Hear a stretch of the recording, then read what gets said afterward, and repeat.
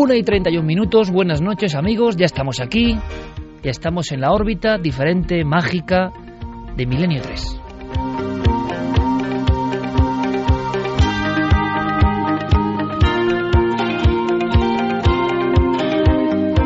Por cierto que lo primero un agradecimiento porque recientísimamente la propia dirección de la cadena SER nos comunicaba el enorme eco de este programa, especialmente en todo lo que significa el mundo digital, las redes sociales. Es otra forma también de medir la audiencia y corroborándola punto a punto, observándola en un estudio, digamos, minucioso, nos deja boquiabiertos, nos deja sorprendidos y una vez más, como tantas veces a lo largo de 12 años, muy agradecidos. Gracias siempre, lo primero, a todos vosotros. Porque Milenio 3 es el programa de la radiodifusión en castellano más descargado, más compartido, más escuchado en la red del mundo.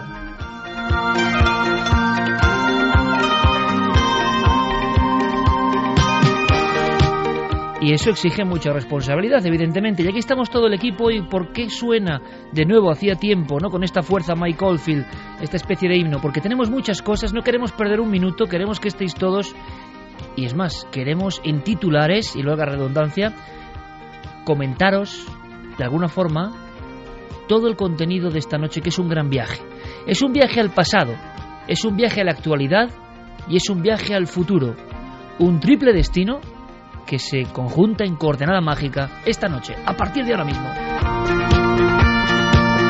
Con Noel Calero en los mandos técnicos de este sonido tan especial, de este sonido tan diferente, con Fermín Agustín en la redacción, con Javier Pérez Campos, compañero, buenas noches. Buenas noches, Iker. Hoy vamos a viajar también al mundo del cine, hacía tiempo que no lo hacíamos, pero para revisitar un clásico.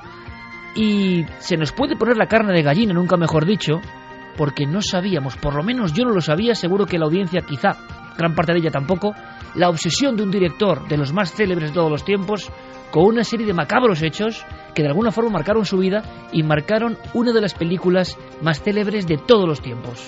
Pues sí, Alfred Hitchcock se vio de alguna forma obsesionado por un personaje real que causó pesadillas en el pueblo donde cometió una serie de atrocidades. Es la figura de Ed Gein, el carnicero de Plainfield.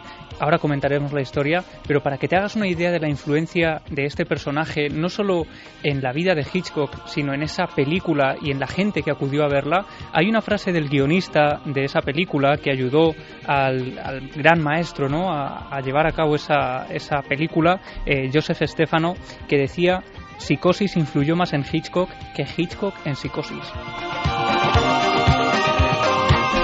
¿Qué ocurrió? ¿Qué pasó? Os lo aseguro, sobrecogedor, datos de última hora. Última hora también porque en Turquía, en esas tierras áridas, en esas tierras que parece que no tienen vida en ocasiones de la Anatolia, como siempre, si uno escarba un poco se encuentra la sorpresa. Se habla de Pamukkale y la puerta del infierno. Evidentemente hemos puesto nuestro objetivo. ¿Qué son las puertas del infierno? ¿Qué ha ocurrido en Pamukkale? ¿Hay más puertas del infierno en el mundo? ¿Y en España? Vamos a viajar, Carmen, buenas noches. Buenas madrugadas, Iker. Y yo creo que va a ser apasionante, tanto lo que ha pasado en este punto de Turquía, que bien conocemos, esta tierra bendita y para algunos maléfica en el aspecto de que había auténticas autopistas subterráneas hacia el Averno, pero con toda una serie de ritos, y creo que el viaje mágico por el mundo y por España, de verdad, va a ser fascinante. Vamos a recorrer estas bocas del infierno, estas puertas al inframundo, porque parecían una mitología, pero hace muy pocas semanas se ha descubierto una de ellas. Solo te doy un dato: todo el que se asoma muere.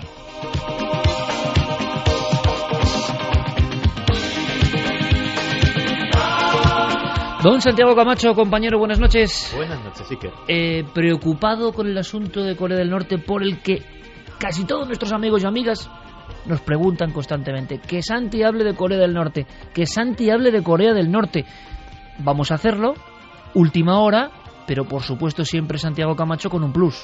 Pues sí, porque fíjate, lo que está sucediendo ahora en la península de Corea puede ser el mayor foco de tensión que ha tenido que soportar un presidente de los Estados Unidos, en este caso Barack Obama, desde que Kennedy en octubre de 1962 afrontara la famosa crisis de los misiles de Cuba.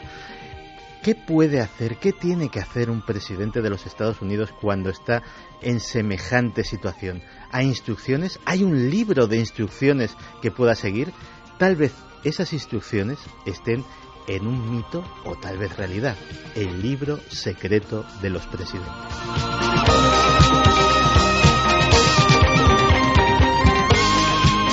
¿Cómo suena Mike Oldfield? Nuestra nave está ya surcando los espacios infinitos siderales de las ondas de radio, que precisamente más allá del tiempo, dentro de milenios, seguirán prolongando su magia por las estrellas. Estamos en comunicación, estáis ahí, solo falta evidentemente abrir las puertas, no del infierno, sino las puertas digitales, que nos permiten observar vuestro latido. Guillermo León tiene todo preparado, sus tentáculos llegan a 3 direcciones concretas. Carmen. Pues claro que sí, que como siempre esas direcciones, las de las redes sociales, Twitter, Facebook y Google Plus, nos tienen que buscar, Nave del Misterio, y ahí ya están todos nuestros amigos comentando algunos de los temas que hemos avanzado. Y también nuestro correo electrónico, milenio3con número @cadenaser.com. Por cierto, que una de las fotos más famosas de todos los tiempos, seguro, cuando pasen siglos y se revise, por ejemplo, el momento de la renuncia del Papa, tendrá que ver con un relámpago, ¿os acordáis, no? Pues es importante el concepto relámpago, el día del relámpago, porque será una cosa que vamos a comentar esta noche. Es una obra, es un libro de J.J. Benítez. Tenemos algo importante que deciros en torno al día del relámpago, pero para saberlo hay que estar atentos. Comenzamos el viaje a nivel compañero y lo hacemos con una secuencia de una película de Nicolas Cage. Y yo creo que no es casualidad, porque sabemos muy bien que Nicolas, con su empresa productora Saturn, sabía muy bien que todo lo que tocaba tenía que ver de alguna forma con lo esotérico, lo místico, lo extraño. Su obsesión con nuestros temas es fabulosa. Y habló de ese concepto mítico real que ha soltado Santiago Camacho como primera bomba en la noche milenaria. Libro secreto de los presidentes de los Estados Unidos de Norteamérica. ¿El libro secreto del presidente? El libro secreto del presidente. Resulta que es una recopilación de documentos para presidentes, una especie de diario secreto solo al alcance de presidentes. No me refiero únicamente al asesinato de Kennedy, para que lo sepáis. Los 18 minutos y medio que faltan de las cintas del Watergate. ¿Realmente llegó el Apolo a la Luna? ¿Llegó? ¿De verdad? Y la guinda del pastel. Del Área 51. Vamos, Riley, eso es un mito. ¿Estás segura, Abigail? ¿Lo estás? Ese libro existe. ¿Por qué me lo cuenta aquí fuera? Porque dentro soy agente federal y aquí le hablo como amigo. Ven. ¿Sabe dónde se guarda ese libro? Solo lo sabe el presidente actual.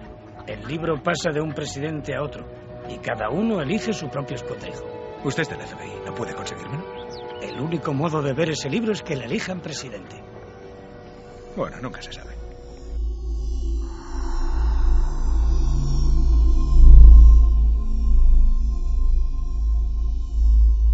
¿Y por qué hablamos en este momento, hoy, de este mito, verdad, de este libro de instrucciones, de este libro secreto que solo conocen ahora mismo, Santiago, 5 personas en el mundo? Efectivamente, los 5 presidentes vivos que quedan de los Estados Unidos: Barack Obama, Bill Clinton, Jimmy Carter y los Bush, padre e hijo.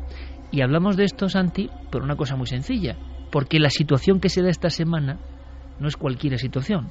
Si uno va a los titulares, bueno, en fin, más le vale casi pasar página. Hay expertos del mundo de la simbología, del mundo del ocultismo, del mundo de nuestros temas, del mundo de la geopolítica, que hablan de Tercera Guerra Mundial. Yo creo que se equivocan, estoy seguro de que se equivocan, pero eso se está comentando. Bien, ¿qué ocurre? Que hace unos días Santi dejaba varias trazas de investigación, comentó unas webs concretas para seguir, digamos, con información privilegiada, lo que está pasando de verdad en Corea del Norte, esas amenazas. Hace unas 9 horas se hablaba de 2 misiles de cabeza nuclear colocados sobre las lanzaderas en Corea del Norte. Esto no ha ocurrido nunca. Es una amenaza mundial que nunca ha ocurrido. Por eso nos ha parecido perfecto, espero que a vosotros también, sacarnos de la manga esta historia de ese libro donde el presidente tiene que saber cómo actuar si esto en estas mismas horas va un poco más allá. En un minuto, Santi, antes de hablar del libro, situación actual. Pues la situación, dábamos unas trazas, como muy bien has dicho en el programa anterior, para tranquilizar a la gente y que hubiese las posibilidades reales de que hubiese conflicto, y lo cierto es que hemos conseguido casi lo contrario, porque esos dos síntomas tranquilizadores han desaparecido de repente. ¿Puedo recordarlo? Por un lado, recomendábamos consultar la página web de las fuerzas norteamericanas en Corea, usfk.mil era la página web que misteriosamente lleva caída varios días. Nadie sabe si porque la han retirado los propios norteamericanos para efectivamente evitar dar esa información, porque haya subido el nivel de alerta. Se han enterado de lo que has dicho en Milenio 3, Santi. O porque hayan sufrido, que también es muy propio de las tensiones entre Corea del Norte y Estados Unidos, hayan sufrido algún tipo de ciberataque. Caramba, mucho ciberataque debía de ser cuando lleva días absolutamente fuera de la web esa página. Ahora mismo no está disponible y lleva así, creo que desde el martes o miércoles. Y la otra era el complejo industrial de Kaesong, que comparten Corea del Norte y Corea del Sur. Los trabajadores son coreanos del norte, está en territorio de Corea del Norte, y los técnicos y el personal directivo de las diferentes empresas son coreanos del sur. Pues bien, Kim Jong-un ha decidido cortar el contacto. El complejo industrial lleva cerrado también varios días, y esos dos síntomas tranquilizadores que habíamos dado, pues de repente han dejado de ser tan tranquilizadores, y efectivamente de una forma cualitativa en esta semana la tensión ha subido muchísimo. Lanzamos la pregunta a las redes sociales, a la nave del misterio que viaja paralelamente en lo digital. ¿Creéis realmente, como dicen algunos expertos, que estamos cerca de la Tercera Guerra Mundial? ¿Se puede hablar a ese nivel? El concepto de Tercera Guerra Mundial, desde el año 80, ha estado de nuevo bulliendo en libros, y por fortuna siempre ha sido una falsa alarma, ¿no? Pero ¿y ahora por qué hay tantas personas que creen que el conflicto, la deflagración nuclear, está a punto? Bien, el presidente, en caso de que esto se agrave, se dice que tiene una forma de actuar. Y hay varios elementos curiosísimos. Antes de hablar del mítico libro, hay una cosa que no es tan mítica, que es tremenda, que es, tú lo has comentado en alguna ocasión, Santiago, que es un maletín que va esposado a la muñeca de un hombre y que tiene que estar a cierta distancia del presidente ahora mismo. Eso es el balón nuclear. El balón nuclear, que es así como lo llaman los miembros del servicio secreto, es un maletín de 20 kilos que lleva un portador, generalmente un militar, que pues no tiene que separarse nunca de él y del presidente. Fíjate que tenemos un testimonio de primera mano. Un portador, es el corte 2, se lo decimos a nuestros compañeros de control, un portador del balón nuclear, una persona que ha estado al lado, en este caso del presidente Reagan, se llama Pete Metzger.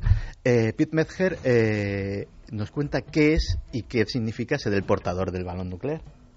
Se ve en todas las imágenes. Es un maletín negro como el que llevan los médicos, que contenía, como yo decía, un bocadillo de atún y una revista Playboy. Lo que hay dentro es alto secreto, pero sirve para que el presidente, como comandante en jefe, se conecte con el Centro Nacional de Mando Militar y con los comandantes de las fuerzas que deban responder para iniciar una acción nuclear. O sea, lo primero, de mito poco. No, el balón nuclear, de hecho, efectivamente se puede ver en todas las fotografías del presidente de los Estados Unidos, porque tiene que estar a su alcance a pocos metros en cualquier momento.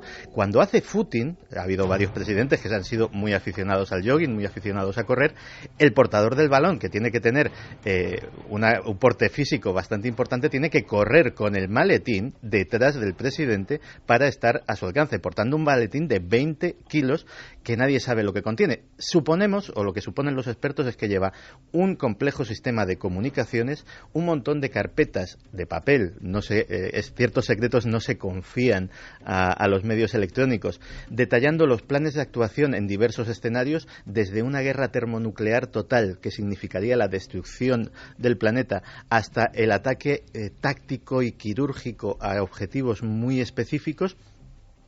y un sistema de localización. ¿Para qué? Para en caso de que se pierda, que esté siempre localizado. Es difícil que se pierda porque eso podría haber sido en caso de accidente aéreo, de ataque en plan de lo que sucedió en el 11S, etcétera, etcétera, porque el maletín va unido físicamente, las famosas esposas, al cuerpo del portador, que siempre es un asesor, un militar de alto rango que lleva... Una persona muy vigilada, me imagino también a su vez, porque puede ser objeto de un atentado, de un intento de secuestro, ¿no? En cierto sentido, muchas veces... como objetivo es más precioso vigilar el maletín que la vida del propio presidente, porque el maletín, el portador del maletín, tiene todo el poder nuclear de los Estados Unidos al alcance de su mano. Fíjate si es importante que cuando hay un cambio de presidente, hay un relevo en el mando presidencial, el día de la jura, que el presidente cesante está presente también, hay dos. Es el único momento en que existen dos copias de ese maletín. Una que está al lado del presidente saliente y otra que está justo al lado del presidente que va a jurar el cargo. Porque si sucede algo en cuestión de segundos o en cuestión de minutos, en el interín, si sucede mientras todavía no ha jurado el presidente, se hace cargo automáticamente el presidente saliente, y si sucede inmediatamente después del juramento, basta con el decir lo juro para que se active el segundo maletín nuclear, se desactive el primero y tenga ya todo el poder del arma nuclear de la nación el presidente entrante. Llevamos 12 años aprendiendo cosas con Santiago Camacho y nos sigue sorprendiendo, como el primer día. Perdona, Iker, que esto es interesantísimo. Hay una excepción que también en el cine y en la literatura de suspense ha dado mucho juego. No todas las armas nucleares están al alcance del presidente con ese maletín. Hay una excepción que son los submarinos nucleares. Los capitanes de los submarinos nucleares pueden disparar a discreción. ¿Por qué? Porque muchas veces, debido a los temas de su navegación submarina, de que muchas veces están debajo del casquete polar, a grandes profundidades, no se puede comunicar con ellos. Entonces, si reciben la orden de que ataquen o reciben noticias de que Estados Unidos está en peligro o está siendo atacado, ellos tienen capacidad discrecional sin contar con el presidente, porque puede que el presidente ya haya muerto, puede que las comunicaciones se hayan interrumpido, para activar el arsenal nuclear de su submarino. A Santiago le preguntaremos su opinión personal sobre el momento actual de conflicto, que no lo ha habido nunca desde la crisis de los misiles de 1962. Estamos, por fortuna digo, entretenidos con 25.000 cosas. No hay más que ver, por ejemplo, que la noticia más seguida de los medios de ayer, por encima de la inclusión en lanzadera con cabeza nuclear, ojo, de un país que ha amenazado a Estados Unidos, lo que eso puede motivar en el ajedrez mundial, pues era la segunda más leída, porque la huida de Belén Esteban del programa Sálvame era más leída todavía. O sea, estamos todavía en un mundo donde... Eso es un bombazo. Sí, también. Quiere decir esto que todavía estamos en un mundo que, con tanta sobredosis de información y de frivolidad en ocasiones, no se da cuenta de lo que está pasando de verdad.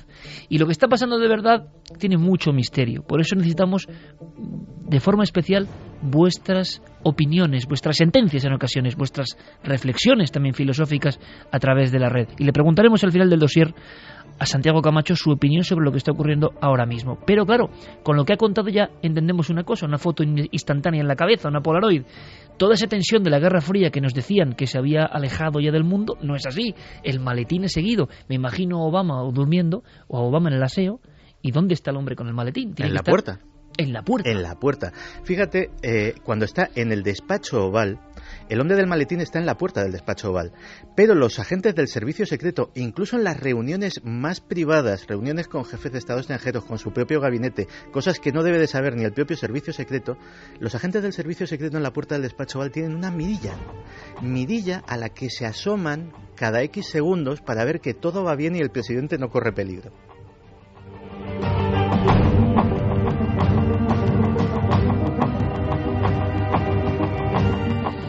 Bueno, pues con esta imagen tan clara, tan diáfana, que solo puede contar en la radio española Santiago Camacho, ahí está, ¿no? Estamos viéndolo. Bien, situación a día de hoy, ahora mismo, complicadísima. Pero hemos sabido esta misma noche que al margen de ese maletín, que de alguna forma ya es como el teléfono rojo, ¿no? Teléfono rojo vía directa a Moscú. La Guerra Fría de los 60 era con un teléfono de esos antiguos. Ahora sabemos que hay otro elemento que por lo menos en los últimos años, desde el final de la Segunda Guerra Mundial, ha ido creciendo, en la mítica o en la verdad.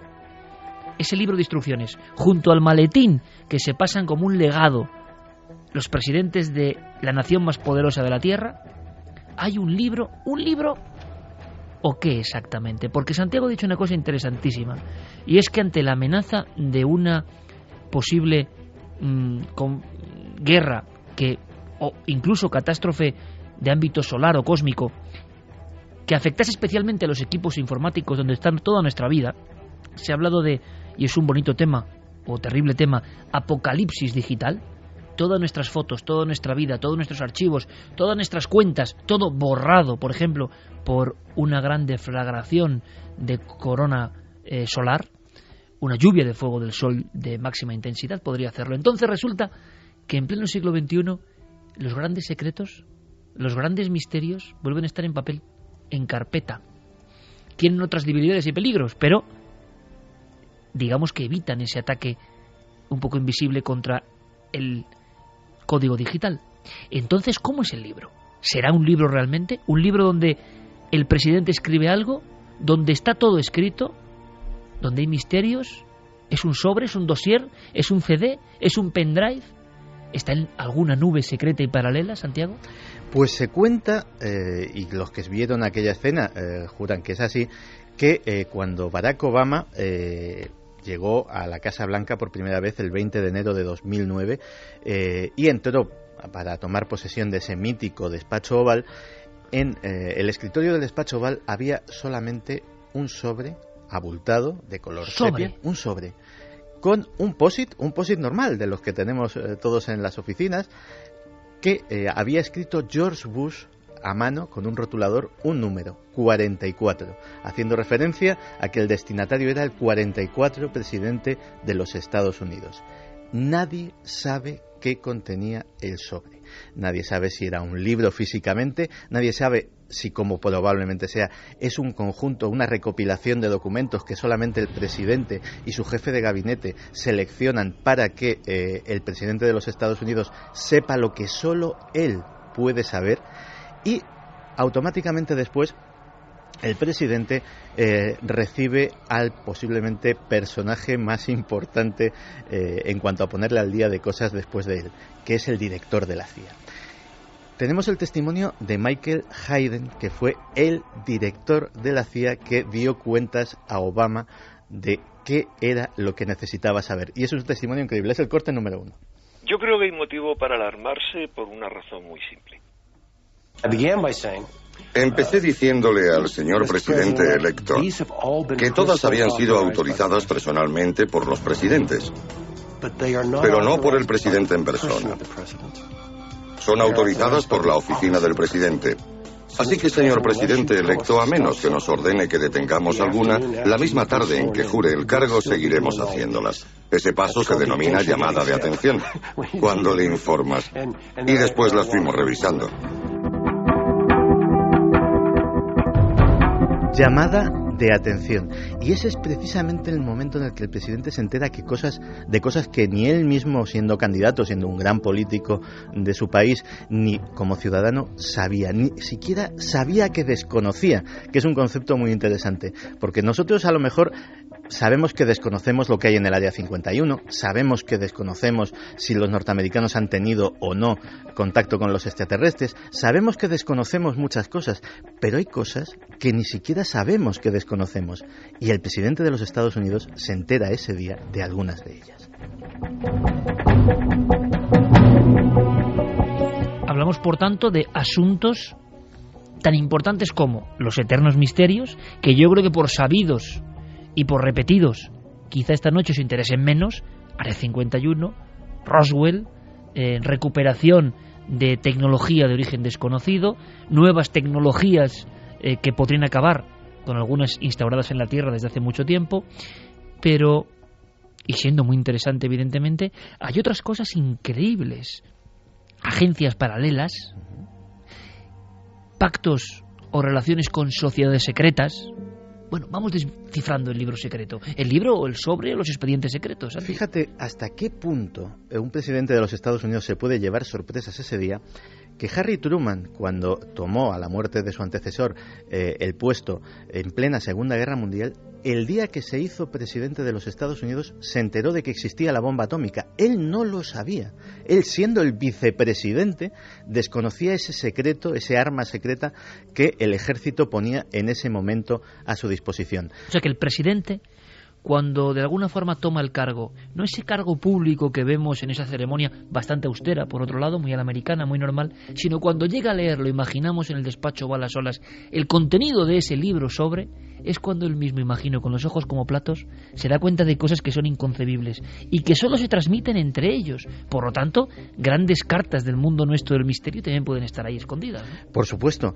Y algunos secretos de un edificio emblemático. Hace unas semanas hablábamos en nuestro programa de televisión, hablábamos en Cuarto Milenio, de los fantasmas de la Casa Blanca. Hablábamos de Lincoln, hablábamos de la historia apasionante que tiene ese edificio. Pues ese edificio tiene también un manual de instrucciones que seguramente esté en una carpeta en ese sobre, porque no es un edificio cualquiera. Por ejemplo, hay que saber dónde está el refugio atómico, qué capacidades tiene, qué se puede hacer desde él. Michael Bond, asesor de Reagan, nos habla de ese refugio atómico. Está en el sótano del ala este. Es un antiguo refugio antiaéreo de la Segunda Guerra Mundial, con una puerta muy grande y pesada. Está lleno de literas y latas de comida y de agua y todo eso. Cheney, Condoleezza Rice y algunas otras personas pasaron la tormenta del 11S en el PEOC. 1:58, Milenio 3, estamos todos indagando en el libro quizá más secreto de la historia, o uno de los más secretos. Se habla de esas horas perdidas, de esa abducción, entre comillas, de los principales protagonistas del gobierno Bush en las horas de mayor tensión hasta ahora, comparables de alguna forma, a otro nivel, aquello era un ataque dentro del territorio americano, del 11 de septiembre del 2001. Pues sí, además sucedió en un entorno que era la peor de las pesadillas para una crisis de esas en el ámbito de la Casa Blanca, que era que pillase al presidente fuera de la Casa Blanca. ¿Por qué? Porque aparte de ese refugio atómico, de esa sala absolutamente segura, capaz de aguantar un impacto directo de un arma nuclear y que sus habitantes queden resguardados durante años, aparte de eso, en el otro ala del edificio, también en un subterráneo, está el cerebro, el corazón de la defensa estratégica estadounidense, lo que se llama la sala de situación. El mismo Michael Bond nos cuenta en qué consiste. La mayoría piensa que la sala de crisis es una sala de reuniones, pero en realidad es el centro de inteligencia del presidente. La montó el presidente John Kennedy en 1961 para poder averiguar lo que sabía el resto del gobierno en cada momento. Los presidentes anteriores eran rehenes del Departamento de Estado, del de Defensa o del de Inteligencia para la información. Él comprendió durante la crisis de los misiles con Cuba que no podía dirigir el gobierno a menos que tuviera un acceso más rápido a la información en la Casa Blanca. De inmediato vuestros mensajes, la primera tanda, la primera marea, digamos, de opiniones y reflexiones que seguro que son interesantes porque esto está pasando. Es importante, está pasando ahora mismo en ese mundo paralelo, por desgracia, de la confrontación entre naciones, entre países, y las amenazas y la propaganda y contrapropaganda. Pero Santiago, incluso en esos documentos, en ese libro secreto de los presidentes, se llega a hablar de secretos, bueno, yo creo que a veces inconcebibles, como agencias paralelas que trabajan, que precisamente parece que están en otra dimensión, que nadie conoce, que oficialmente no existen, que si a algún miembro del gobierno le preguntan, eso ni siquiera es materia para responder, es una tontería, y llevan 10, 20, 30 años trabajando, programando, construyendo ingenios. Pues sí, de hecho hay una cosa que muy poca gente conoce, que es lo que se llama el presupuesto negro. El presupuesto negro son 50.000 millones de dólares. O sea, pensemos en las cifras, pues, por ejemplo, del rescate a nuestros bancos, del rescate a Grecia, etcétera, etcétera, y vemos que es una cifra abultadísima. 50.000 millones de dólares que nadie sabe a qué se dedican. Están presupuestados. Es decir, aparecen en los presupuestos, pero en vez de poner Ministerio de tal cosa, Departamento de Defensa, pone un nombre en clave.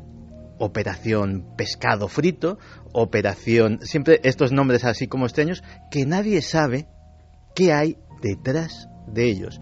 Pues detrás de ellos pueden haber cosas como muy bien has dicho, agencias secretas, agencias como la NASA, como la CIA, como la Agencia Nacional de Seguridad, pero que tengan otras funciones y que nadie sabe que existen. Puede parecer muy fantasioso esto que estamos contando, pero ya ha sucedido en el pasado. Trevor Paglen es un periodista muy versado en temas de Washington, en temas de la presidencia estadounidense, y nos cuenta uno de estos precedentes, posiblemente el más impresionante de todos. Todos hemos oído hablar de la NASA, pues resulta que hay otra agencia espacial que se llama Oficina Nacional de Reconocimiento. Se fundó a principios de la década de los 60 y su existencia no se hizo pública hasta 1992. Durante más de 30 años, Estados Unidos tuvo una agencia espacial secreta cuya mera existencia era secreta. Hay una clase de satélites descendientes de algo llamado Keyhole, que son básicamente satélites de reconocimiento fotográfico, cámaras gigantes que hacen fotos de la superficie. Hay otra clase de satélites de reconocimiento óptico que se llama sistema Onyx. Lo que hace este sistema es lo que se llama radar de apertura sintética. Envía rayos de radar a la superficie de la Tierra y lo recupera para crear mapas e imágenes, lo que permite ver a través de las nubes, ver bajo la superficie y ver por la noche. De hecho, el personal militar asignado al programa Onyx lleva insignias que dice: "La noche es nuestra".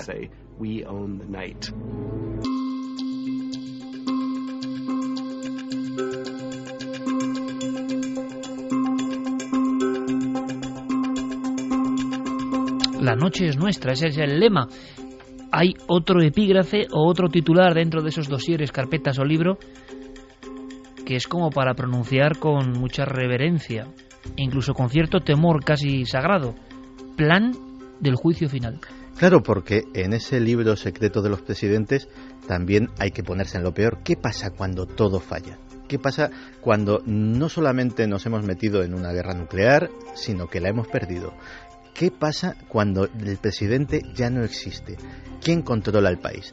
Pues hay una cosa... ¿Se contempla eso también? Sí, se contempla, y de hecho existe bajo ese epígrafe, el plan del juicio final. Nos lo cuenta un historiador norteamericano, Alan Lightman. El Ejecutivo ha desarrollado planes para la posibilidad de un día del juicio final, que no se fundamentan en la Constitución. Son planes para que el gobierno y el país sigan funcionando bajo la ley marcial. Son extraconstitucionales, porque en la Constitución y las leyes de Estados Unidos no se dice nada que determine qué podría pasar en ese supuesto del día del juicio final. Imagino que oficialmente, Santiago, muchas personas dirán que esto es inconcebible, que esto no existe, que estos son mitos, como los mismos mitos, Área 51, Roswell, muerte de JFK, verdadero motivo, sociedades secretas detrás de la muerte de Lincoln, masonería en el poder, todo eso, que igual está dentro del libro, ¿no? Pero se seguirá acusando de cara afuera de que esto es inconcebible, una tontería, una fiebre, ¿no?, por los misterios que no tienen sentido. Bueno, pues curiosamente, todo lo que hemos estado tratando hasta ahora, esta noche, son cosas que existen, comprobadas, certificadas, reconocidas por el propio gobierno estadounidense. Es la parte que, digamos, sabemos que no sabemos que está ahí dentro de ese libro secreto de los presidentes. El grueso está la parte que tanto el próximo candidato como nosotros no conocemos. Él, afortunadamente, lo conocerá el día que tome posesión.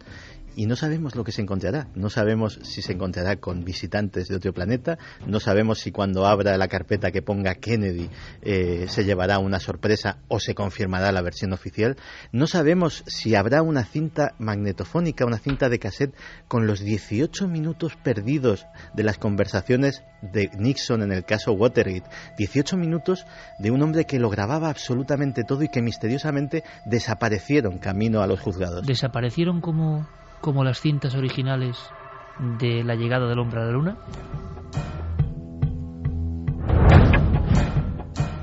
Bueno, pues yo creo que también la noche es vuestra, ¿no? Decían, la noche es nuestra en ese proyecto de investigación, pero los mensajes son importantes cuando vienen de vuestra órbita. Vamos a escucharlos. Sí, incluso nos mandaban fotografías de ese maletín nuclear. ¡Qué bueno! El que pesa 20 kilos.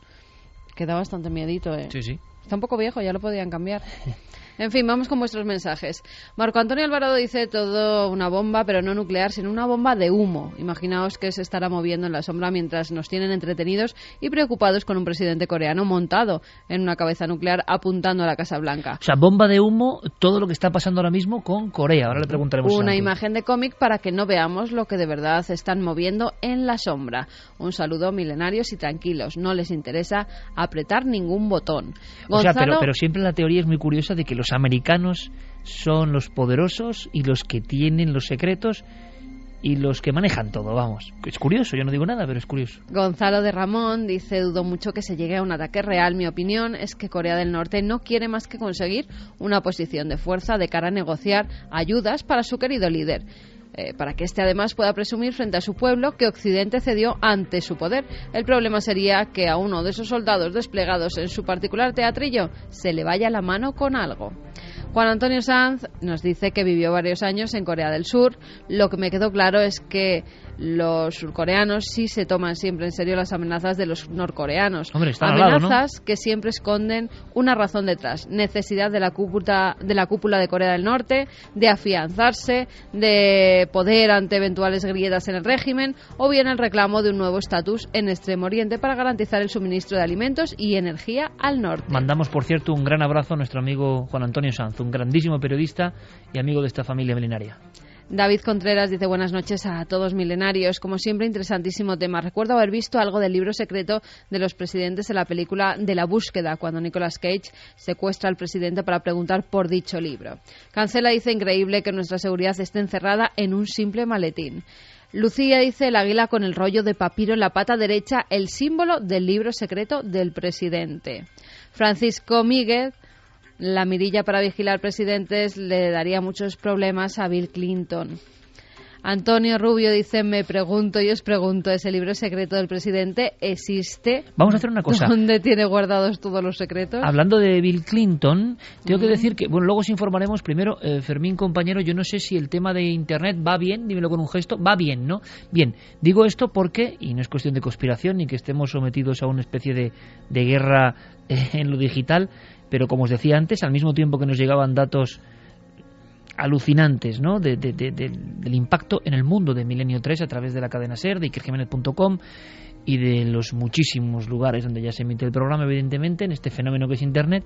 Bueno, pues parece que en las últimas semanas, y de inmediato nosotros lanzamos la queja porque queremos que os llegue el programa nítido y como debe ser, a través del dispositivo móvil, de las tabletas, donde Milenio 3 también es líder mundial de difusión en castellano, el programa más descargado, pues resulta que era tanto, digamos, el tránsito de personas al mismo tiempo y la gran cantidad de personas también de Latinoamérica que se unen, ¿no? Y que parece que en las últimas semanas están uniendo de alguna forma exponencial casi. Bueno, pues eso produce cortes de alguna forma en el fluido de la línea, en la información.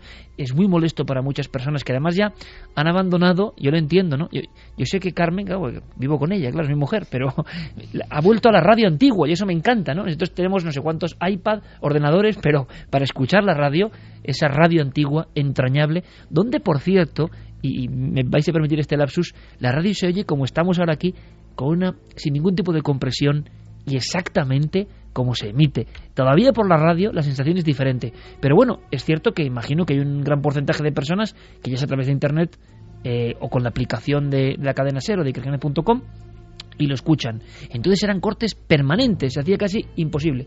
Estamos haciendo con nuestro compañero Yere Martínez, con las personas de técnica, digamos, encargadas de todo esto en la cadena SER, un esfuerzo, y me cuentan que hoy parece que va la cosa bien. Si tenéis algún problema, nos lo comunicáis. Desde luego, estamos para el sonido va para bien, serviros. pero en Facebook están todos los mensajes desbaratados, no siguen una línea de tiempo. Bueno, sí, eso lleva pasando también un tiempo y imagino que el pobre Guillermo León está enloquecido también con todo esto. Seguimos con mensajes. Vamos con más mensajes.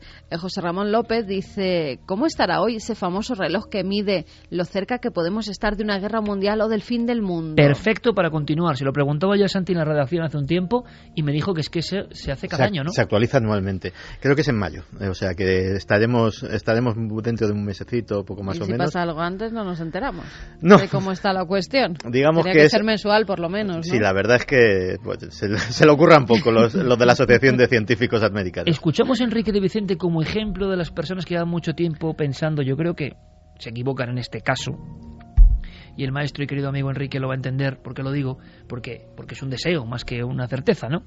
¿Cómo demonios el ser humano se va a meter ahora en un conflicto nuclear donde nadie puede ganar realmente? O es muy difícil, ¿no? O se van a perder muchas vidas humanas. Esto es inconcebible. ¿Pero qué piensan ellos? ¿Lo escuchamos, Santi? Vamos a escucharlo porque Enrique nos da una visión, como siempre, heterodoxa, pero muy interesante. Yo creo que hay motivo para alarmarse por una razón muy simple. Vamos a ver, Corea es un país de zombies para mí y está dirigido por un individuo que para mí es un acomplejado y que trata de emular las grandes hazañas de los dos grandes líderes que fueron su padre y su abuelo. A mí no me extrañaría nada que algún acontecimiento externo, por ejemplo una gran tormenta solar o algún tipo de acontecimientos de estos que desequilibran no solamente los campos electromagnéticos de la Tierra, sino los campos electromagnéticos humanos, haga que a este hombre se le vaya la pinza, como se dice tranquilamente, y que haga una locura. Lo que yo creo es que lo que trata una vez más es de conseguir una respuesta por parte de Estados Unidos, por ejemplo, en forma de contribución económica, que es lo que ha hecho anteriormente, chantajearles. Un chantaje, eso es, digamos, la tesis más generalizada entre los analistas de todo el mundo. Sin embargo, Enrique tiene también un análisis muy fino sobre la postura de China en este asunto. Es el gran peligro aquí, ¿no? No, en realidad, fíjate que muchas veces desde Occidente vemos a China como el gran peligro, pero justo en este caso puede convertirse en todo lo contrario, en un factor equilibrante que pudiera parar, que pudiera frenar de una manera muy sutil, o a lo mejor no tan sutil, dependiendo de cómo escalasen las circunstancias, a su vecino coreano. Ya está anunciado por parte de China, con el que Corea tiene un tratado de mutua ayuda desde hace mucho tiempo, que están desplazándose tropas hasta la frontera con la intención de entrar a proteger las instalaciones nucleares coreanas, porque esas seguro, tendrían que ser en cualquier conflicto el objetivo prioritario del ataque norteamericano, con armas convencionales, pero eso podría desencadenar, en el peor de los casos, una contaminación comparada con la cual un lugar que tú conoces muy bien, Chernóbil, sería un juego de niños. Y esa contaminación nuclear afectaría de forma inmediata a una parte de Rusia, que es la más próxima a Corea, muy poco poblada, pero a buena parte de China.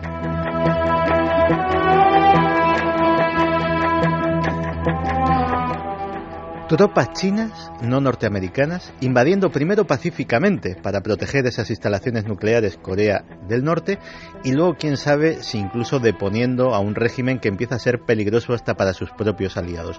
Es una posibilidad. Pero aquí estamos hablando de teorías racionales llevadas a un régimen, llevadas a un culto al líder que no es en absoluto racional. ¿Sabes que Kim Jong-un y sus dos predecesores, su padre y su abuelo, estaban obsesionados con la numerología? Estaban obsesionados con un número concretamente. ¿Cuál? El 9. Había 8 chamanes en cada una de las provincias de Corea que se reunieron para al primer Kim Jong, digamos, decirle el futuro. Y una de ellas, la más importante, la de la región de Pyongyang, le dijo: tu destino y el de los que te sigan estará ligado al número 9. Pues Enrique, si sucede algo, tiene una teoría sobre en qué fechas deberíamos de mirar con más recelo. Y a ese respecto, yo planteo fechas bien concretas, conociendo un poquito el país. La fecha más importante es el 15 de este mes, que es cuando se cumple el aniversario del gran líder fundador de ese gran país lleno de hambrientos. Pero ¿qué ocurre? Conociendo otra manía que tiene el régimen, que es una manía consustancial, que es la manía numerológica del 9. Habría que plantear dos fechas, una que descarto, que es el 9 de este mes, y otra que tomo muy en serio, que es el 14 de abril, porque 14 más 4 más el año suman 9. Entonces, esa yo la doy como posible porque es la víspera, es decir, en ese mundo de fantasía en el que viven amenazando con que van a destruir Estados Unidos. Bueno, un día lo destruyen, el 14, y al día siguiente festejan la fiesta nacional. Claro, es una visión que puede parecer irracional para un mundo, una nación que es, así a bote pronto se puede decir, bastante irracional por lo que conocemos, aunque hay quien piensa que todo esto es propaganda. Propaganda incluso desde el punto de vista de que los occidentales estamos demonizando por una serie de influencia de Corea del Sur nuestra visión de ese pueblo, pero compañeros, lo vuelvo a repetir, que han estado allí, como John Sistiaga, desde luego lo que vieron tenía bastante de irracional. Ahora, ¿qué ocurre? Que fechas concretas e incluso difusión de vídeos de propaganda de cómo destruir Estados Unidos en 72 horas, Santi, sí, en Corea del Norte. Es que estamos hablando efectivamente de un país y de un régimen y de una personalidad que no son en absoluto convencionales. Los vídeos de propaganda que se han difundido hoy en la televisión norcoreana eran absolutamente increíbles. De hecho, se pintaba a la población norteamericana empobrecida, tomando sopas de caridad. Así está en Estados Unidos, no como nosotros, que vivimos bien. Y un ataque automático que en 72 horas, destrozando Corea del Sur, tomando a todos los rehenes norteamericanos que hubiera en el país y con eso negociando con los Estados Unidos, se podría conseguir la victoria. No es, como muy bien has dicho, las tesis numerológicas de Enrique pueden parecer extravagantes, pero es que estamos hablando de alguien que se las toma muy en serio. La familia Kim Jong solo se alimenta de granjas que llevan el número 9. De hecho, son los alimentos del 9, y esas granjas, como se suele ser costumbre en los regímenes comunistas, van numeradas, la granja 1, 2, 3, 4, 2000, pues las granjas número 9 son las encargadas, son las mejores, lógicamente, de proveer de alimentos al presidente y a su familia. El coche del presidente solamente lleva un 9 de matrícula. La guardia personal de Kim Jong-un y de su padre y de su abuelo es la unidad 963, que, haciendo el desarrollo numerológico, vuelve a dar 9. Es decir, todas las celebraciones, los lanzamientos de misiles, las pruebas nucleares, absolutamente cada fecha reseñable dentro del régimen norcoreano se hace coincidir numerológicamente con el 9. Es lo de siempre, Santi. Nosotros podemos no creerlo, pero ellos sí. Sí, ellos se lo creen. Este es el elemento importante. Te la dejo, como decimos en el argot futbolístico, votando prácticamente, ¿no? Para rematar. Tu opinión de lo que pasa ahora mismo, si vemos las noticias. ¿Hay algún consejo más, Santi, ya que ha fallado lo de la página web y esa información sobre ese centro fabril que parece que ha concluido en su producción? ¿Ahora qué podemos mirar? ¿Qué podemos pensar? ¿Tú qué opinas? Pues yo honradamente estoy precisamente con Enrique de que justo en esta crisis el gobierno chino, el ejército chino, el pueblo chino, que bueno, son comunistas, los hemos visto con cierto recelo por ser de una cultura diferente, en este caso yo creo que son nuestros amigos, porque es una guerra que no conviene absolutamente a nadie, ni a ninguno de los implicados, aunque uno de ellos parece que sí cree que le conviene, ni tampoco a sus aliados, y es precisamente en esos aliados y en uno tan poderoso como China en el que tenemos que centrar las esperanzas de que haya una mediación o una intervención. Pues Santi, nos quitamos el sombrero, sinceramente, gracias por la lección, compañero, y sobre todo, ojalá que tengas toda la razón del mundo.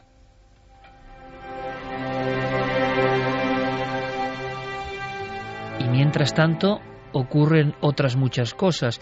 Siguiente ráfaga, aunque sea muy breve, Carmen, de pensamientos, abuela pluma, sobre esta cuestión que parecía ya anacrónica, ¿no? Después de la Guerra Fría, después de la caída del muro de Berlín, después de que el mundo de alguna forma perdiese su tensión permanente entre dos formas de mirar la realidad, encontrarnos con una tensión con misiles, cabezas nucleares, lanzamiento, amenazas. Esto sonaba increíble ya, esto quedaba fuera de los libros de texto, ¿no? ¿Qué opináis? Pues mira, Raúl Palma nos dice, hablando de los presidentes de los Estados Unidos y su primera reunión con la CIA, me acuerdo que Barack Obama era todo sonrisas hasta aquella tarde que tuvo el briefing con la CIA para ponerle al corriente de todo. Se puede ver en una entrevista posterior que dio Barack Obama cómo esa sonrisa había desaparecido por completo. Lo que daría por saber lo que se dijo en esa reunión. Jeremías dice, la Tercera Guerra Mundial será por el agua o el coltán. Eliberto, como en el libro del Club Bilderberg, hay personas que manejan nuestras vidas como si fuera un juego. Jorge Berrocal son fanáticos acólitos desinformados de una cúpula de poder con delirios de grandeza. Corea del Norte es impredecible para todos. Sí, pero ojo, el Club Bilderberg y muchísimo antes del Club Bilderberg, o sea, desde el principio de la historia, los dirigentes han jugado con la humanidad y con las guerras. Ellos no iban a batallar, mandaban a los jóvenes a matarse por banderas de no sé qué, y eso ha ocurrido siempre, no ahora. Sombra Norceste dice, y yo me pregunto, ¿los presidentes que dejan el cargo no corren peligro de que filtren esa información de alguna forma? Interesante pregunta, Santi. Pues en el caso de los presidentes de los Estados Unidos, es que el hecho de ser presidente ya te marca de por vida. Tienes escolta del servicio secreto para siempre. O sea, hay esos señores que te miran por la mirilla, van a estar mirándote por la mirilla el resto de tus días. No puedes renunciar a ella. Vas a estar... Madre mía, toda la vida vigilados, perseguidos... Pero un compromiso de vida. Pero el equipo de guardaespaldas del servicio secreto de un expresidente de los Estados Unidos puede ser de 20 o 30 personas. O sea, de 20 o 30 trajeados de negro, como suelen ser los agentes del servicio secreto. Pero se le puede ir la boca a un expresidente en una rueda de prensa o en unas declaraciones. No es imposible, o sea, desde luego no es en absoluto imposible, pero tienen que darse unas circunstancias muy extrañas. Posiblemente el único peligro grande que ha habido últimamente fue el caso desgraciado de Ronald Reagan, sobre todo que tuvo una enfermedad de Alzheimer. Afortunadamente para los secretos que guardase fue apartado por completo de la vida pública a partir del diagnóstico. Y es curioso porque hablábamos de esos 5 personas cuando Barack Obama... No, miento. Lo hizo a iniciativa de George Bush hijo. George Bush hijo, cuando iba a cederle el mando a Barack Obama, el día antes celebró una cena, una reunión en la cual esas 5 personas estaban invitadas y solo ellas. Solo los 5 presidentes de los Estados Unidos. Era la primera vez que se hacía. Los 4 salientes y el que iba a entrar al día siguiente se reunieron. Era como si esos 4 le fueran a decir lo que le esperaba, le fueran a avisar, le fueran a dar el testigo de ese libro secreto. ¿Y qué sabrán esos 5 invitados a la cena? ¿Qué sabrán? ¿Con qué podrían deslumbrarnos a nosotros que somos pobres mortales que seguimos preguntándonos 1000 cosas? Hay 5 personas, quizá otras en el mundo, que saben grandes verdades que siguen siendo lejanas y que algunas nos las disfrazan de mitos, ¿no? Para que no preguntemos, para que no sigamos insistiendo, y quizá algunas son verdad. Santi, Bill Clinton, creo, precisamente Bill Clinton, que preguntó de inmediato por algunas cosas. Sí. Nada más jurar el cargo, preguntó por qué. Bill Clinton, es curiosísimo, Bill Clinton, según llegó, ni libro secreto ni nada. O sea, preguntó, ¿quién mató a Kennedy? ¿Tenemos extraterrestres? ¿Es verdad lo del Área 51? Y de hecho ha sido el único presidente estadounidense que ha hecho una investigación oficial sobre el Área 51. ¿Qué sucedió? Que por razones e intereses de seguridad nacional, los resultados de la investigación oficial nunca se supieron y quedaron declarados secretos. Nos lo temíamos, ¿no? Mientras tanto... Preguntó por cuántas becarias iba a tener, ¿no? Mientras tanto, en el Preguntó mundo... por dónde estaba el punto ciego de la mirilla, dónde no se ve. Mientras tanto, en este mundo que sigue con sus conflictos tremendos, no está mal descongestionar un poco, ¿verdad? Los científicos, observando por una mirilla muchísimo más amplia, se dan cuenta de que no conocemos nada y que, por ejemplo, cuestiones como la antimateria, la energía oscura, siguen desarrollando elementos y además muy cercanos. La última noticia que nos cuenta Carlos Cala es sorprendente de verdad. Es un hallazgo planetario. El cosmos no sabe de Corea del Norte ni de Estados Unidos. Resulta que aquí al lado, en la siguiente manzana cósmica, casi pegando a nuestra piel, empieza a haber elementos, huellas de ese mito de la antimateria.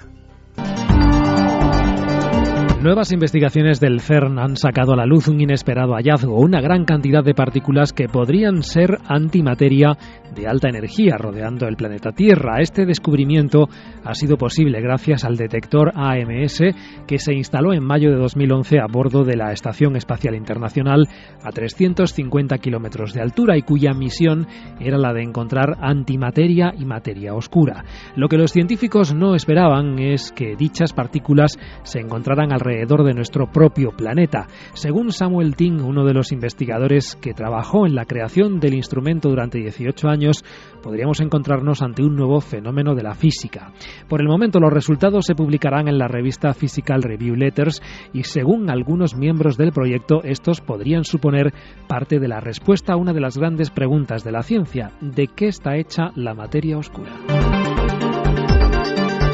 Pues uno sigue siendo más ignorante que el día anterior. Si sigue preguntándose cosas, no hay otro camino, el de la ignorancia suprema. Pero eso sí, porque se pregunta uno cosas, si no, uno incluso tiene certezas, ¿verdad?, de creer saber la verdad que casi nunca existe, no es completa. Energía oscura, materia oscura, antimateria, todo eso se va fraguando en el universo y los científicos lo observan casi a tiempo real. A tiempo real, por cierto, hay una novedad importante. Os hablábamos de un programa que vamos a hacer de forma especial, todo este equipo. Yo creo que nos lo vamos a pasar muy bien. Nos lo estamos pasando muy bien, ¿verdad, Santi? Sí. ¿Verdad, Carmen? ¿Verdad, sí, Javi? En lo que es la preparación, ¿no? O sea, elaborando el programa. Venga, cuéntanos, en un minuto, ¿qué se va a encontrar nuestro público, si quiere, y otro público diferente? No en 4, sino en Telecinco, ojo, el martes, sobre las 10 de la noche y durante toda la noche hasta altas horas de la madrugada. Pues sí, vamos a estar en esa cadena. Nos trasladamos por una noche a Telecinco el próximo martes, gracias al estreno de la serie del Don de Alba, que yo ya he visto el capítulo y me ha parecido que está muy bien. Yo no lo he visto, pero me ha sorprendido porque te ha gustado. Me ha parecido que está muy bien, sí. Y tú, si no te gusta, lo dices, pero clarísimo. Si no me gusta, lo digo, sí, yo soy muy sincera en y además, esas cosas, siendo serie española, tenías tus dudas, claro. Tenía muchas dudas, y más siendo una adaptación española a Entre Fantasmas. Y la verdad es que lo han resuelto muy bien. Disney, la factoría Disney, se nota que ha metido mano, los efectos son muy buenos, hasta tal punto que hemos decidido que sí, que vamos a hacer un especial de fantasmas, que todo este equipo se va a implicar y que durante una larga noche vamos a tener información de casos, de testigos. Van a estar con nosotros personas que han visto frente a ellos un fantasma, o sea, una el figura. tema específico va a ser fantasmas, en concreto. Mucha gente nos pregunta y nos estaban preguntando, ¿pero cuándo vais a hacer algo de apariciones de fantasmas? Bueno, pues el martes en Telecinco a partir de las 10 de la noche vais a tener horas y horas de fantasmas. Lo que nos pedíais, ahí lo vais a tener. Pues yo creo que va a ser muy interesante y todo este equipo está vinculado a esa historia. Y será un experimento y lo único que nos importa... Tú vas a hablar mucho y que es no, que vas a yo, contarnos cositas. Yo hablar mucho, eso no va conmigo. No, ¿qué va? Bueno, espero que lo disfrutéis todo este equipo. Pero va a ser interesante porque por primera vez también vamos a ver lo que opinas tú y lo que nos cuentas tú de algunos casos de fantasmas. Sí, bueno, yo doy no mi opinión muchas veces, presentando. ¿no? Sí, pero... Muchas no. Bueno, pues... Yo creo que va a estar muy bien, que va a ser muy divertido, que es diferente y es más, no creo que sea algo para otro público, sí puede haber otro público y yo creo que es importante abrir, y quizá muchos me entiendan, ¿no? No es habitual que las grandísimas cadenas nacionales hagan un programa de fantasmas en serio, no es habitual, ha costado mucho, ha costado sudor y lágrimas, ha costado por lo menos 8 años de Cuarto Milenio, programa del que estamos orgullosísimos, es un hijo nuestro. Y creo que por lo menos hemos intentado, pues con nuestra honestidad, con nuestra forma de ver las cosas, no reírnos jamás del amplísimo abanico del misterio. Que las grandísimas cadenas, que hay 3 realmente grandísimas, apuesten por esto con seriedad. Oye, nosotros tenemos que acudir al reto, a pecho descubierto y sin red, este equipo al completo, y pasarlo muy bien y que lo paséis muy bien. Y si encima incorporamos a mucha más gente que jamás se atrevería a ver ni Cuarto Milenio, eso significa que la misión continúa, ¿no? Una misión en la que estamos todos embarcados. Yo me siento orgullosísimo, no soy el director, dirige Carmen, y yo creo de verdad que es el mejor equipo del mundo para hacer un trabajo así. Así que vamos a disfrutarlo. Creo que Santi y Javi están pasándoselo en grande. Nos preguntan Santi si sobre hay todo. online en directo de Telecinco, sí, en la página de mi tele. Pueden ver en directo ese y todos los programas de Telecinco. Vamos a pasarlo muy bien. Martes hacia las 10 de la noche empezaremos con el especial Al Otro Lado. Al otro lado se llama el programa, y por cierto que me pasan la comunicación también de Mediaset también, y Guillermo León tiene el enlace en nuestra web, porque quedan ya muy pocos días, esto hay que decirlo, quedan pocos días para que siga la venta y productos ya agotados. De esa forma, los productos de Cuarto Milenio lo tenéis en la web de ikerjimenez.com directamente y en la web de Mediaset. Si queréis acudir a ellos, ya quedan muy poquitos días para esa hornada limitadísima, que yo creo que se convertirá en mítica con el tiempo, de esos productos, camisetas, gorras y un montón de cosas de Cuarto Milenio. Ahí están. Dicho todo esto, con este espacio importante y abriendo un hueco, nos marchamos a viajar hacia las puertas del infierno, que no es mal viaje, ¿eh?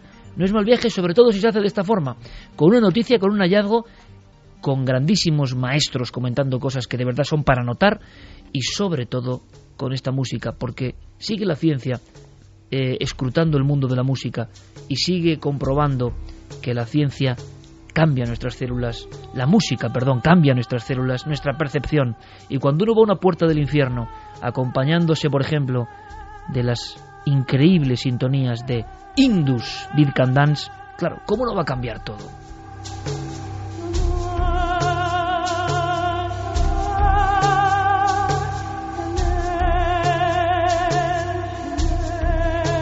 Lo que estáis escuchando es Lisa Gerrard generando una serie de mitos, sonidos y ritos perdidos en la arena del tiempo, que ya son inconcebibles, pero ¿sabéis? Algo de nosotros se reconoce. Si vosotros sentís cierto estremecimiento y no sabéis por qué, da igual que os guste, que no os guste, que este idioma, que es idioma universal y perdido, se entienda o no.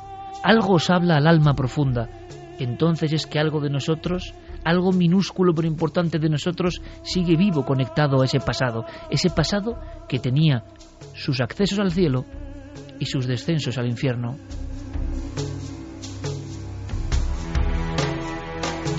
Por cierto, antes de contaros y de que Carmen nos dé los datos de la última noticia, esta misma semana se hablaba de descenso, puerta del infierno, puerta de Hades, Plutonía, reino de Pluto o Plutón, Dios olvidado, en Turquía, ni más ni menos. Pero yo creo que hay que hacer una guía, tener para este viaje una mochila interesante. Y veréis, yo sé que a muchos les sorprende, porque a muchos les sorprende no solo mi amistad, sino mi consideración de auténtico maestro de Fernando Sánchez Dragó. Porque otra cosa es las boutades, las cosas un poco lanzadas que yo no me las creo, y ese tipo de cosas. Yo hablo del maestro que hizo Gárgoris y Ávilis. El libro básico, que yo le vuelvo a recomendar, si queréis entender lo que es la España mágica, la patria mágica e inmortal, lo que somos, lo que fuimos y lo que ya casi no se entiende. No se puede mirar uno al espejo sin saber lo que fue. Eso hizo Sánchez Dragó en el 78. Durante 5 años, 73 y 78, recorrió España como ningún otro sabio. Y bien, de acuerdo, todo el mundo me dirá, o gran parte, no, es que no sé qué, parece mentira, Sánchez. Maestro, para mí es un maestro por su obra. Y hemos conseguido, ojalá un día podamos ir a visitar los lugares de Gárgoris y Ávilis, saber algo más de puertas del infierno y plutonías en el mundo y en España. Pero como digo, el mundo en aquella época, en la época del hallazgo que nos va a contar Carmen, no es el mundo de ahora. El mundo de entonces tenía unos mapas concretos, que se transmitían, como decía Santi, como el libro de los presidentes, solo entre iniciados. El iniciado o iniciando podía ser un héroe que para conocerse a sí mismo tenía que descender a veces al infierno. Qué hombres aquellos, qué mujeres aquellas que se interrogaban a sí mismos en catacumbas, con músicas como esta, en noches como esta.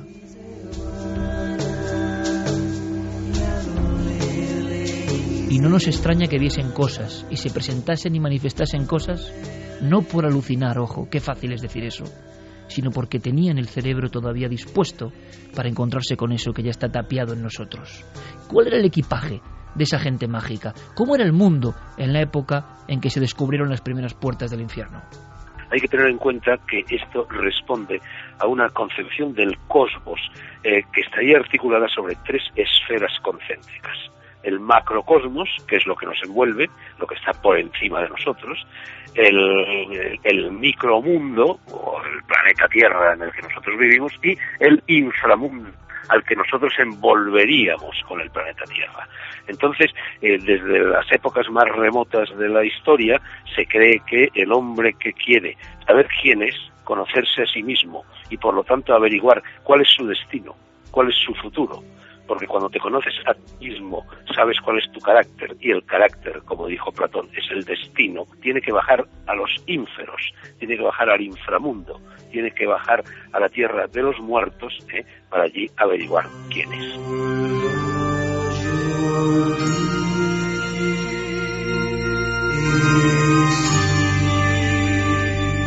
A mí se me pone la carne de gallina porque me imagino al iniciado, al que quería saber algo más, al que quería distinguirse de la plebe, al que quería tener el conocimiento en una cueva o en un cráter o en un lugar con el que va a contar Carmen, acercándose al final de unos gases tóxicos, y allí aparecía la sibila o el enviado, y la sibila cantaba con voz y le transmitía el secreto a través de lamentos como este.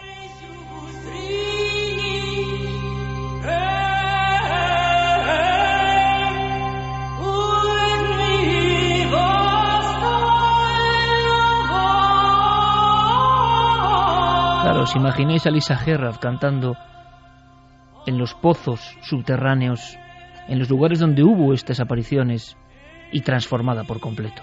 Teníamos un mapa de algunos de estos sitios de descenso, no solo al infierno en el lado negativo, sino al lugar donde el hombre se encontraba con su espectro, con su espejo, con su verdadero yo, con lo que no queremos ver en muchas ocasiones. ¿Qué ha pasado esta misma semana? Es alucinante hacer un clip con algo que ha pasado que los arqueólogos con su visión científica desentierran. No lo entienden muy bien, pero lo desentierran.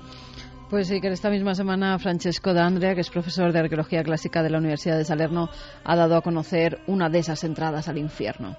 Ellos estaban por la zona haciendo excavaciones cuando se encontraron con una especie de templo que conducía a una mítica cueva que era conocida como la Puerta de Plutón. Allí hallan una escalera, un templo, unas columnas jónicas y además unas inscripciones que mencionaban Perséfone y Plutón. Estos eran los dioses del inframundo.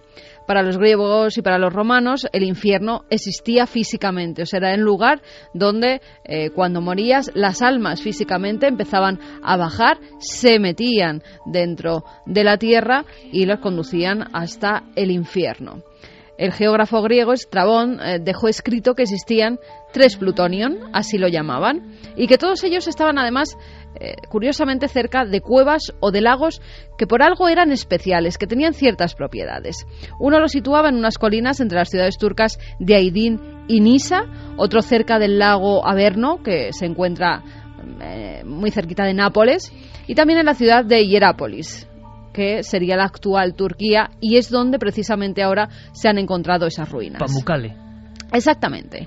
A esta última le dedica un profundo estudio porque acude hasta ella, él visita físicamente esta entrada al inframundo, incluso dice que es un lugar lleno de misticismo, lo deja por escrito, pero que también hay mucha maldad, porque según escribe, y te relato sus palabras, ese espacio está lleno de un vapor denso y brumoso, por lo que apenas se puede ver el suelo. Cualquier animal que pasa a su interior encuentra una muerte instantánea.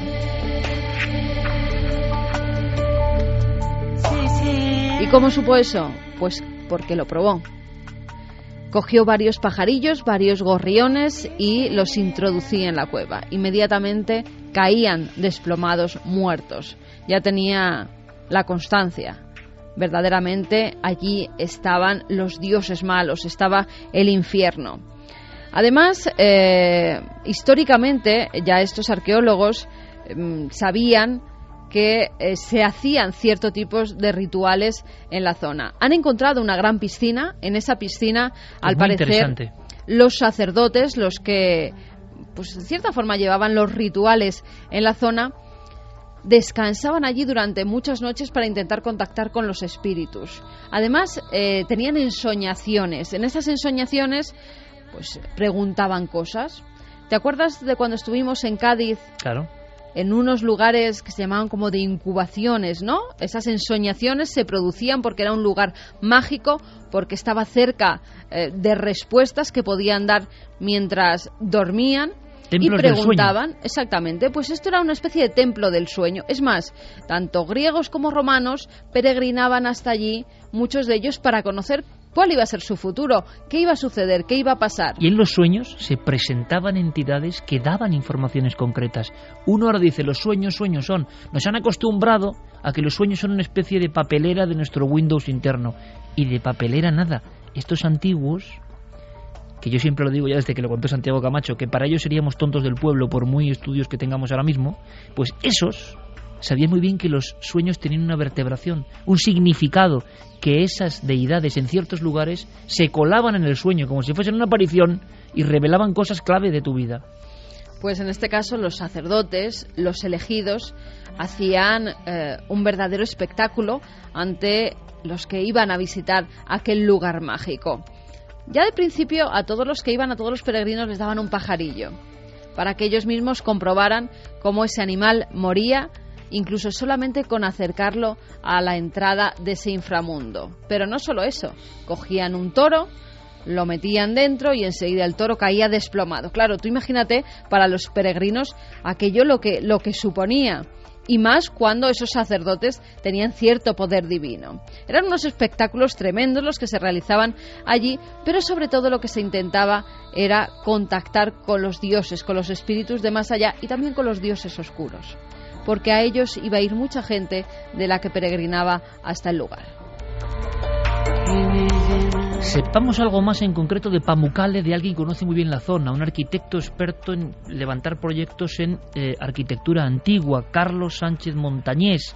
Conoce bien Pamukkale, se sabía que existía, muchas veces la leyenda indicaba un sitio y hasta el transcurrir de los siglos no se comprobó con los picos y las palas que lo que parecía leyenda, como el caso de la famosa Sibila de Cumas, que aquí contamos esta misma temporada, resulta que era verdad, que la gente no alucinaba y que no solo gases tóxicos, gases malignos generaban ciertos ambientes, sino que en esas pruebas extremas es como el iniciado de la masonería que se coloca en esa sala, ¿verdad, Santiago? Esa sala oscura, a veces se le da un cráneo, dicen los que saben de esto. La sala de meditación. La sala de meditación. Imaginadlo por un momento, creyendo en esto. Y mira la calavera que es la muerte y se pregunta quién es él. Y tiene un diálogo con su yo profundo. En esta vida en la que casi nada parece tener sentido, se encuentra el sentido en esos momentos clave. Bueno, pues imaginaos estos momentos clave con ritos como los ritos de Gnosos o los ritos de Eleusis, de los que no sabemos ya nada, por una cosa muy curiosa, porque a pesar de que pasaron miles y miles y miles de personas durante siglos por los mismos lugares, casi todos guardaron el secreto, cosa que hoy sería imposible. Bien, Carlos Sánchez Montañés, como arquitecto, sabe algo más de Pamukkale. Toda ciudad romana que se precie tenía que tener un mundus patet, una puerta al inframundo. Y además, en el momento de la fundación, se hacía un ritual específico para los dioses del inframundo. Lo que ocurre es que en Hierápolis, que es un lugar, Hierápolis ya significa ciudad santa, ciudad sagrada, es un lugar que por su emplazamiento en la antigüedad, tanto en el mundo griego como en el mundo romano, tenía una importancia muy grande, porque es un lugar con unas fuerzas, digamos, telúricas del subsuelo muy poderosas, es un lugar donde todos los castillos hoy que se conocen turísticamente, los castillos de Pamukkale, que son los castillos de carbonato cálcico. Luego también hay lugares donde, allí mismo, donde hay una cierta reactividad. Por supuesto, la emanación de gases tóxicos, como puede ser el CO2, hace que todo sea realmente espectacular, es monumental y espectacular. Y por lo tanto alcanza una notoriedad en el mundo romano muy grande. Y por lo tanto podemos decir que se ha descubierto la puerta del inframundo de Plutón más importante y más conocida a principios de nuestra era, que es la que ahora tenemos noticia.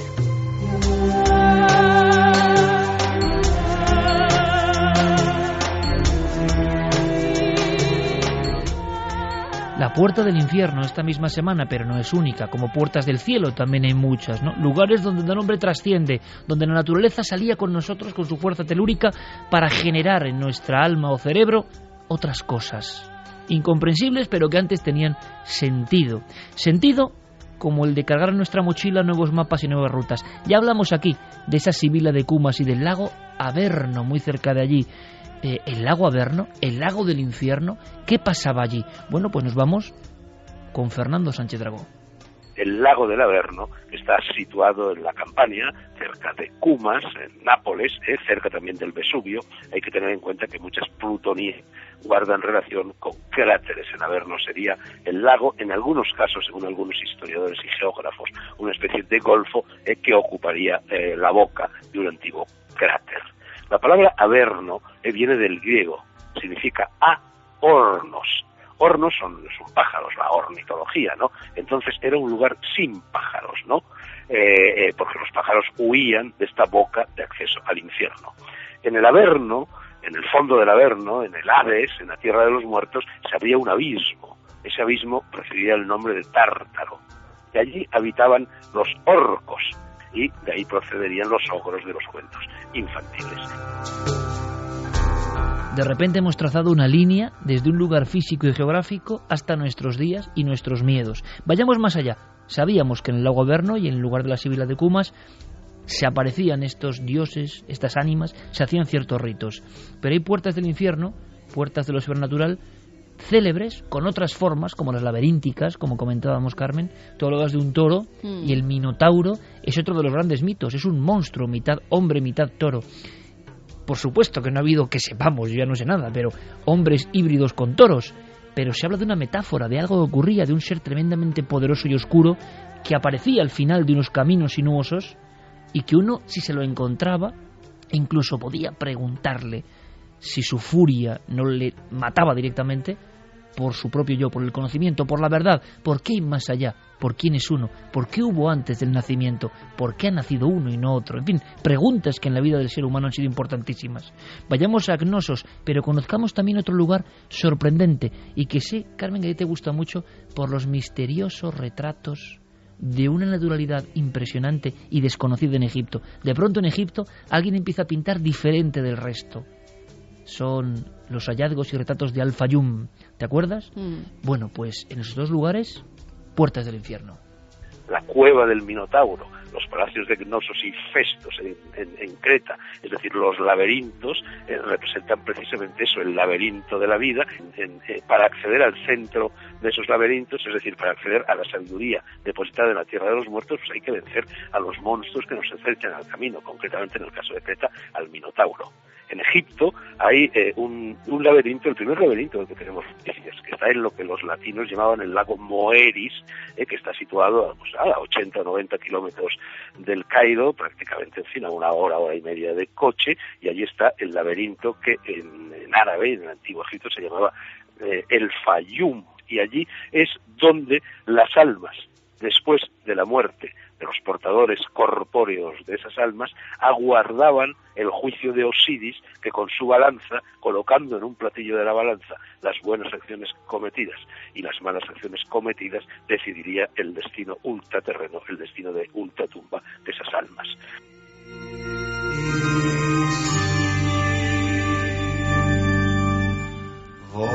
Yo se lo decía a Javier Pérez Campos como joven amigo, compañero, colega de andanzas, ¿no? Se lo decía porque, aparte que él tiene, yo se lo di, Gárgoles y Avidis, como un regalo, como un libro secreto de los presidentes, ¿no? Para alguien que uno aprecia y que dices, aquí hay una sabiduría, cada uno que lo tome, que lo interprete y que el libro le hable de forma diferente en diferentes etapas de su vida, ¿no? Pero esto que está contando Dragó, esto es de un nivel hermético, esotérico, cultural y antropológico muy difícil de hilar. Él lo hizo en su día y nos lo recuerda. El Fayum, Carmen, ¿y tú cuando viste los retratos del Fayum? Me acuerdo perfectamente, decías, parece que ya no pintan el sarcófago, pintan un alma, que se representa como el alma en un espejo. Curiosamente, los habitantes de ese lugar. Claro, es que estaban pintando en madera ese rostro, lo que quedaría de el alma de ese difunto. Y además de una forma tan precisa, con esos ojos que parece que te siguen mirando. Es que esa es la clave. No era solo copiar, ¿no? No era copiar, era que esa persona, que ese enterrado que estaba allí permaneciera en el más allá, que se notara todavía su alma, en cierta forma, aunque plasmada ya en una madera. Y da la impresión de que ese ánima seguía allí, como decían los egipcios, ¿no? El Ba, el pájaro con cara del difunto que revolotea a veces sobre la tumba, porque todavía no es el momento de ascender a otras dimensiones o potencias, ese macrocosmos. Pero cuando uno ve, y podéis hacerlo hoy en día con un teclado, los retratos del Fayum, uno está viendo algo más que retratos. Miradlo durante unos segundos, miradlo si podéis con estas músicas, y veréis que algo vivo todavía parece asomar en pinturas de hace más de 3000 años. Qué extraño milagro de la óptica y del arte es ese. Todo es con la mirada ya ausente, como con la mirada en el más allá.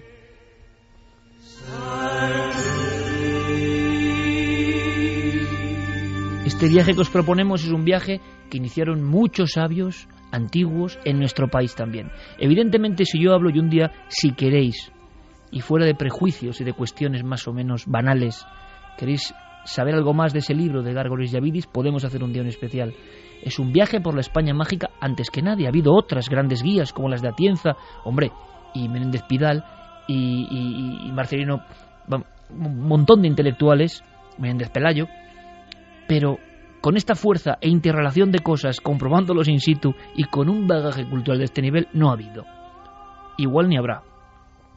Por eso ahora se lee esa Biblia del misterio español y cuando va a las cavernas descubre cosas que solo se están pensando especular ahora.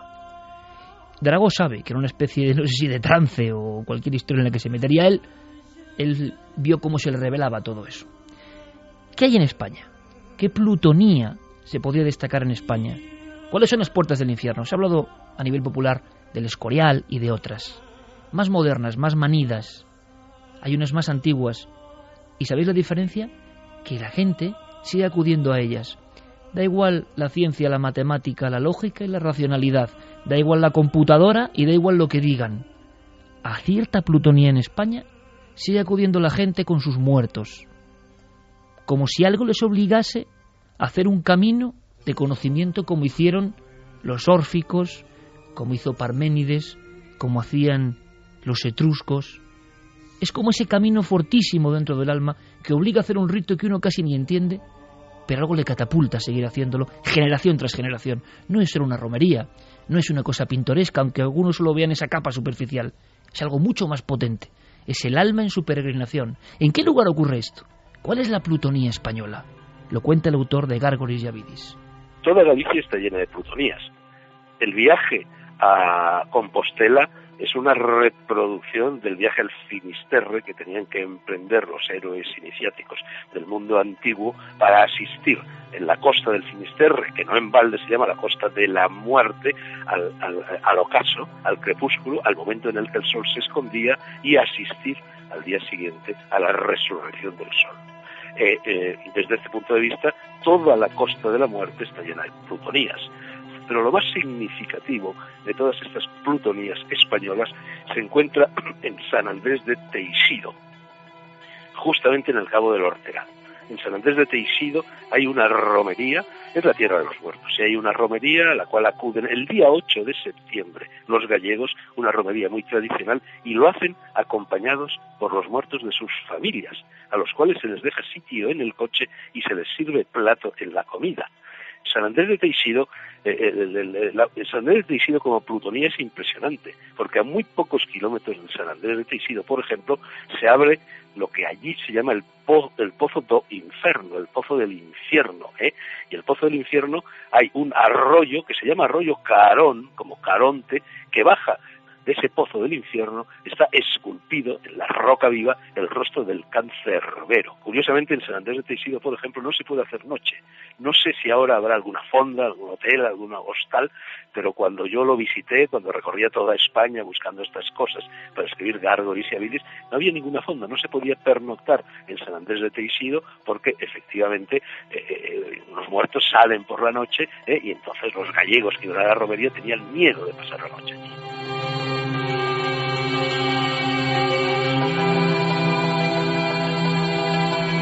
Dos y 54, este era un poco el viaje de media hora hacia la España remota, pero también ancestral, eterna, la patria del misterio auténtico, de cosas que nos queda el esbozo, el destello, y no sabemos por qué, y solamente acudiendo a viejos libros sagrados o iniciados podemos entender algo. Mi compañero Javier Pérez Campos, en la penumbra a mi derecha, ponía unas expresiones tremendas escuchando a Fernando Sánchez Dragó, porque él, en los Cárpatos, en la Europa del centro y del este, en la Europa de la figura del vampiro, ha vivido algo parecido.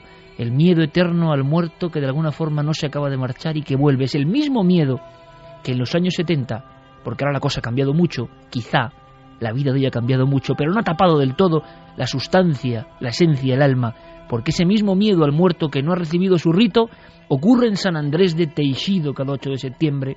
Lo ha vivido nuestro compañero Pablo Villarrubia. Historias de garras negras, de muertos que no se les ha honrado, de ese temor, de ese código perdido, pero que en la Galicia eterna, como tierra mirando siempre al mundo de los difuntos, una tierra de conexión al mismo nivel casi de Egipto, y que puede estar en España y tener carreteras y estar perfectamente civilizada como cualquier otra tierra de nuestro país, pero que tiene todavía ese alma, ese nexo que no se debe perder, esa romería, esa fiesta extraña, ese personaje que sale embozado o crucificado y que miramos como una postal, jijijaja, qué gracia. Eso viene de ancestros, de ideas, de conceptos, de arquetipos, de misterios que fueron esenciales y solo para los borricos de hoy, me incluyo, han perdido su realidad porque ya no la entendemos, porque la hemos dejado de lado. Recomponer esa realidad, ese es otro viaje, un viaje que creo, humildemente, que algunos, los aquí presentes, llevamos haciendo en peregrinación mucho tiempo.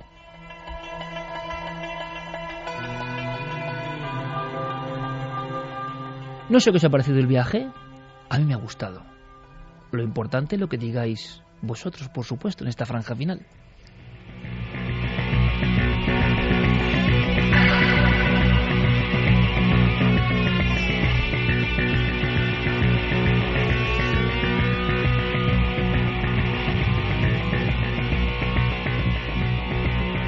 Pues mira, nuestra compañera Clara Taucer nos recuerda que, según el dicho, quien no conoce San Andrés de Teixido en vida, lo conocerá una vez muerto. Lo había soltado ese Santiago Camacho, pero diciéndolo con los labios, emocionado, embriagado de España mágica, pero sin pronunciar la voz, claro, evidentemente. Jaime dice: hola equipo, esta Semana Santa pasada quien no foi de vivo, no, quien no foi de... Irá de muerto quien no fue de vivo. Eso.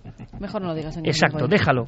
Jaime dice: hola equipo, esta Semana Santa pasada estuve en Turquía, un país mágico, y entre otros muchos lugares estuve en Pamukkale. ¿Quién iba a decir que pocos días de estar allí después sale esta noticia? Bonito lugar que no solo se encuentran tumbas o la puerta del infierno, sino también obtuve esta bonita estampa. El agua de allí sale caliente y el carbonato cálcico ofrece unos paisajes que parecen nevados. Además es un sitio turístico tremendo porque la gente va allí a tomar precisamente esas aguas. Pero es que, ¿sabéis cómo han encontrado esta cueva, esta boca del infierno? Siguiendo al revés las aguas, desde aquí, desde estas piscinas, hacia lo que es ahora la entrada de la cueva, de la puerta. Ha habido un detalle más, yo no sé, Noel, si podemos recuperar el primer corte numerado con el 19 de Carlos Sánchez, exactamente, montañés, si es posible. Os digo por qué, porque hay una anécdota y luego seguimos con más mensajes a la vuelta, que tiene que ver con Pamukkale, y algo que ha pasado esta semana también, y algo que tiene que ver con el Vaticano. ¿Os imagináis el nexo imposible? Un hallazgo arqueológico en Turquía, el Vaticano, el Papa. El Papa fue de las aguas. Bueno, desde el punto de vista de la cronología en la que estamos viviendo es muy interesante, porque si hacéis una consulta de las fuentes en el mes de marzo, la prensa ha estado hablando de manera general de las puertas de Hades, pues con el nombramiento del Papa, es decir, al nombramiento de Pedro en los Evangelios, en Mateo, se habla, ¿no? Yo a la vez te digo que tú eres Pedro y sobre esta piedra edificaré mi iglesia y las puertas de Hades no prevalecerán contra ella. Y esta cita a Mateo, pues con el nombramiento del Papa Francisco, la prensa ha estado haciendo recuerdo de este fragmento de los Evangelios. Y precisamente ahora, cuando digamos que era un lugar común en la prensa mundial, aparecen las puertas de Hades, las puertas, popularmente las puertas del infierno, en Turquía. La frase en el nombramiento del Papa, la piedra de la Iglesia tapando las puertas del infierno y lo que ha ocurrido. En fin, seguimos con muchas más informaciones en apenas unos minutos. Serán nuestros compañeros con toda la actualidad. Santiago Camacho, mañana nos vemos y el martes también. Vale, ya ve, lo del martes nos lo vamos a pasar todos muy bien, ya lo seguro. verás. Un abrazo, compañero. Es un lujo siempre hacer radio contigo. En fin, muchas más cosas en apenas un instante aquí en Milenio 3. El viaje continúa.